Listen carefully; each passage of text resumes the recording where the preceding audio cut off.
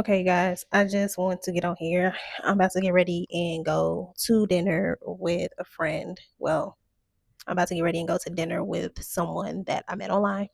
However, I just wanted to give you all like this update about some of the issues that have been experiencing since I been here in Colombia.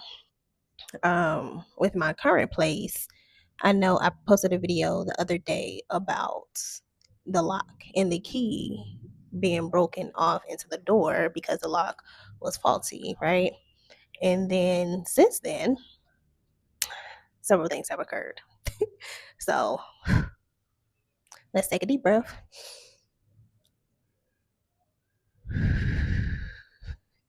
Like, let's just let it all out because I am quite frustrated, okay? Because the audacity, right? The audacity.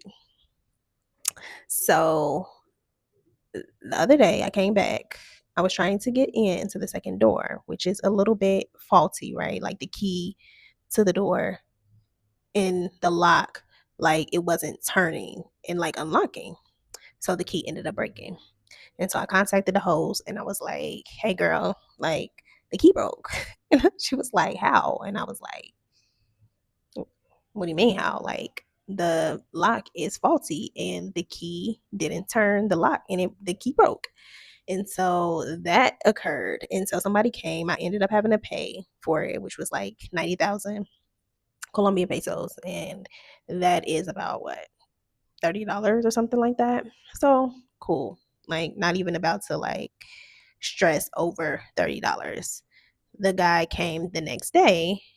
I was asking her, well, when I first got here, I asked her, I said, hey, the bathroom sink, like, how do I turn the sink on? Because it wasn't turning on. And so she was like, I'll send my handyman out. So that was before the key issue. So the key issue came. And so that night when I finished talking to her, she was like, okay, my handyman comes, he'll check the sink and then he'll check to see about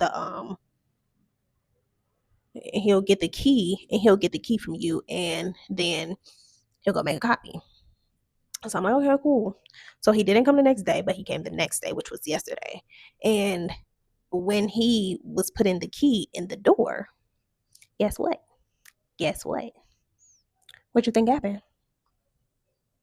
No, he didn't break the key, but he was not able to unlock the door because it's some sort of like trick to it, right? I did not willfully and willingly intentionally break the key, right? So that happened. So resolved it, gave me a key code to the door, which should have been the case anyway in the beginning while we're working with keys when you got an electronic lock right here. But neither here nor there.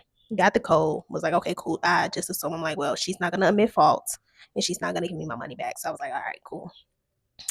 Today, this morning, I woke up, I'm like, I'm hungry. Let me order me some groceries. Went ahead, ordered me some groceries, got me some eggs. I was ready to boil me some eggs, y'all, and have me a little croissant on the side. Go to turn the stove on. Stove not working. I messaged her, I was like, how do I use the stove? No, I said no. I didn't say how do I use the stove. I said, is the stove working? And then I also said, hey, I was like, I don't know if you have forgotten, but you didn't really give me a list of instructions on how to utilize certain things inside the home.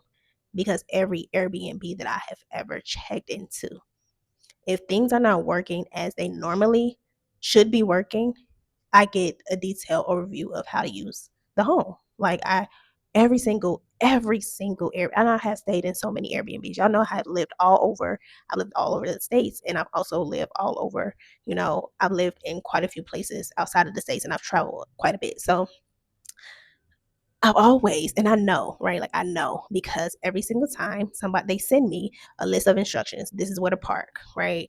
This is the Wi-Fi information. You can find this here. You can find that here. If this is the any questions, feel free to contact me here or right? Like that is customer service. That is how you hold somebody inside of your home because how do I know how to use your home and it's not my home? And so I asked, I'm like, well, you know, is it working? And so I was like, hey, did you forget to send me a list of instructions? Because also, I'm like, I'll be here for a long time. Like, I would need to know how to, where do I go to take the trash? She sends back to me. She sends back to me, and I can't remember everything word for word. So I'm going to make sure that I put a screenshot of it in, in the video because I'm obviously recording on my phone. But essentially, she was like, use a lighter to light the stove. And also, she was like, you have a lot of issues or something like that. If you're not comfortable, just say that this is not a concierge service. Ma'am, I said all I did was ask you questions about your home that would otherwise not be known, right? Oh, she was like, the trash comes on like Wednesday and Saturday or something like that, whatever the days were. How am I supposed to know? I'm in a foreign country. I'm in your country, in your home. How am I supposed to know when the trash comes? Right? Like, how am I supposed to know where to put the trash? She, I let her know. I'm like, well, how am I supposed to know these things if you didn't tell me? And all I'm doing is asking you so you can tell me. I didn't ask you to do anything for me. I didn't ask you to take the trash out for me. I asked you, where should I take the trash? I asked you, is the stove working? I asked you, how do I use the sink? I never said, do these things for me. Like, what? All you have to do is tell me and leave it at that. If I'm trying to get concierge service, baby, I need you to be here cleaning, taking the trash out, making sure that you come and clean and wash this stuff every single day. But no, I've stayed in plenty of Airbnbs. I don't have that mindset. I'm simply trying to live my life. Actually, the last Airbnb that I stayed at, where I was telling y'all like the ventilation and the noise from the road, they came a few times and was like, "Do you want us to clean?" I'm like, "No, I just need the trash bags because I didn't need them to clean." So I'm not a person that can't clean their own home. Like, I'm staying in these places for a significant amount of time. I'm not expecting people to wait on me hand and foot. So um that happened. And so I was like, okay, cool. I was like, I'm simply asking you questions that would not otherwise be known unless you told me. That's all I said. And then she was like, something about like, have a good day, have a nice weekend, or something like that. Like, she was being condescending. So I was like, all right. So I got Airbnb involved, and we went back and forth. I went back and forth with Airbnb. I told them everything, in addition to like, there's a lock in the bedroom, like the lock is broken on the window. So I told them that. Essentially Airbnb was like, take it up with the host. And so I messaged the host. I'm like, hey, can I get the remaining days of my stay? Like, if I check out, if I decide to check out tomorrow. And she denied it. And oh, that's what she said. She said something about like, I knew you were going to be a problem from the beginning. I had already informed Airbnb about you. How am I a problem? What am I doing that's making me a problem besides asking you about your home? I'm not being mean. I'm not being nasty. I'm not even treating you the way that you're treating me. I'm not responding in the way that you are responding to me. I'm really being very like logical minded about how I'm handling this. I'm like, these are the facts. You did not tell me. Can you answer these questions? Like, and this is not going to be, oh, that's what she said. She was like, I don't feel comfortable or something like that. But you don't feel comfortable, but you're not about to give me my money back so I can get out of here. Please. That's a scam. And no, baby, I'm gonna be here, okay? And I'm gonna be asking questions. I'm gonna ask questions, and I'm gonna keep asking questions. If you don't want to actually have the business, right? Don't have the business. You're a host, right? Like, a host is supposed to show you around. They're supposed to make sure that you have what you need. That's what a host does. And I'm not asking for anything extravagant. I'm simply asking you to let me know how to use your house.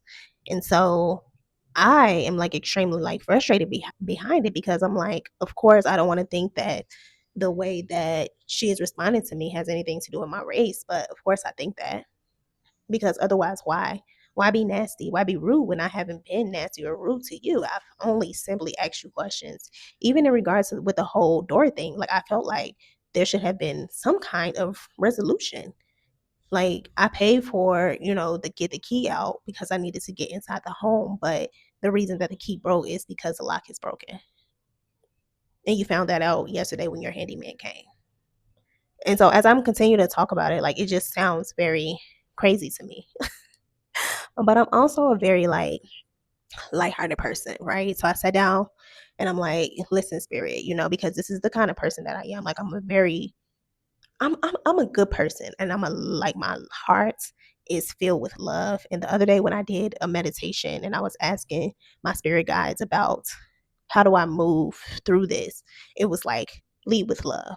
And so I'm going to take that and continue to do that because that's who I am. I'm not going to be nasty. I'm not going to be condescending. I'm going to simply continue to state the facts and try to get resolution because I feel like there should be some type of resolution, right? If you don't want me here, if you don't want to do your job, I'm paying you. Like, I'm paying you for this. This is not like, that's my thing about it. Like, I'm paying you for you to host me in your home. If I have a question, you should have no problem with answering without being condescending, without feeling like, without you thinking that I'm trying to cause issues or problems. I didn't do anything. I didn't do anything, right? And so this is, I don't know what the lesson is in this because I sat down and I talked to Spirit. I'm like, Spirit, just please, like, give me some type of resolution, but also just give me the lesson in all of this. And for me personally, I think one of the biggest lessons that I have received is don't sacrifice your comfort and what you actually want in a place just to save a couple $100. Like, I very much so am a person who values comfort. I value aesthetic. Like, the aesthetic in the home is what helps me feel comfortable. The it's I mean, it's basic, but I'm like, okay, that's all I need because I am trying to make sure that I am budgeting myself accordingly. I also got the lesson that I should probably not be here. Like, this is not the place for me to be for several reasons. For one, because it's way too expensive for what you're getting. Like, I paid $832 for this place for the month, and what, in Medellin, Colombia? Please, like, what? And so that's what I felt like I wanted to afford. But also, I feel like I can take that same amount of money and go somewhere else and probably pay less and get better quality, if that makes sense. And so that's one of my lessons. Like, and that's not the only reason why I'm deciding to leave.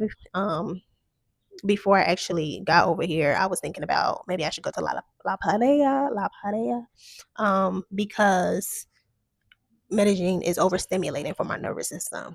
It's too many people. It's too much going on. I'm not a city girl. Like, I'm not a city girl. I'm not a nightlife person. Like, I don't need all of the hustle and bustle of the city. Like, that's just not the person that I am. I'm definitely a countryside kind of girl, or maybe like a suburban kind of girl. Like, I want to still have access. I still want to be able to go, but I don't want to be like in the city in the hustle and bustle of things. So I think that I also want walkability too. That's another reason why I'm like, because I want walkability, but I also want to not be in the hustle and bustle of things. So how do you do that without being in the city? I don't know. We're gonna find a place. I gotta go.